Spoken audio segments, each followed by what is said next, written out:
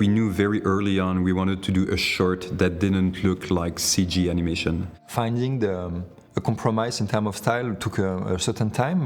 We had the chance to work with 𝗕𝗲𝗵𝗶 on the art direction, on the overall art direction efforts. From the very beginning, there was a strong art direction that was established with very graphical paintings and realistic colors. Once he nailed that look, with Rémi we met and we say, okay, who should we work with? So I immediately thought of Vincent as a great asset to join the team. I'd seen snippets of the 2D style, and I love combinations of 2D and 3D. The mixture, the 3D and the 2D, it really feels like it reflects the emotional state of the characters and the tone of the story.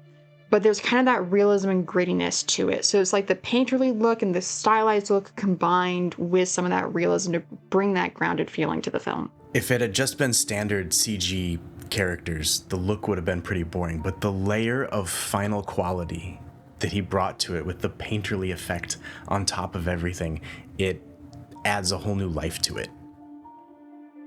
I think something which worked really well with the painted look that we did is that we did a combination of realism and abstraction.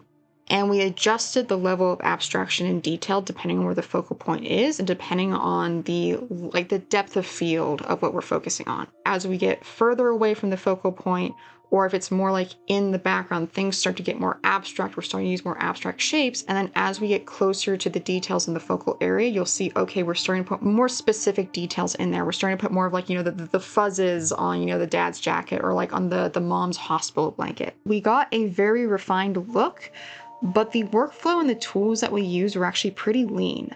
It was pretty much just all paint in Photoshop, and we had a few custom brushes. The brushes, my supervisor Remy, he made some of them himself. Took a bunch of white papers, did different type of brush, splatter, more brushy, more watercolor diffused with different type of paper quality as well, some more absorbing the water, some not, that I scanned with a high resolution scanner and define those small individual patterns as a brush for Photoshop. So if you really look in the film and you see the layering of the texture of the paint, they can feel like small details, but when you get it right, it really ties it all together.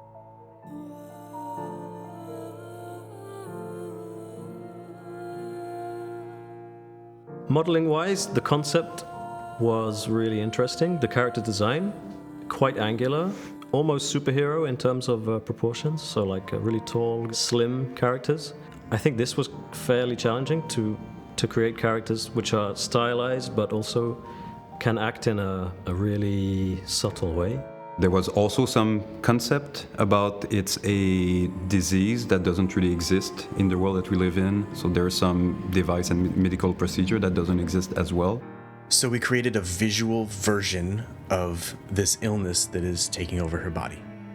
So there was some growing element to the disease that needed to be tackled. So every bit of the body, the nose, the fingers and so on, as soon as the disease goes until the tip, we need to show the audience that it's going to be the end. So graphically, how will you translate that? And also the angle for the roots.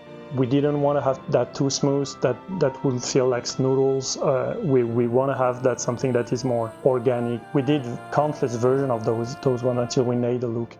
The whole team together created this film that looks gorgeous and has a really touching story and incorporates ideas from everyone on the team that brought their own personal life experiences to it. And we were able to create what we have here, and I'm super proud of that.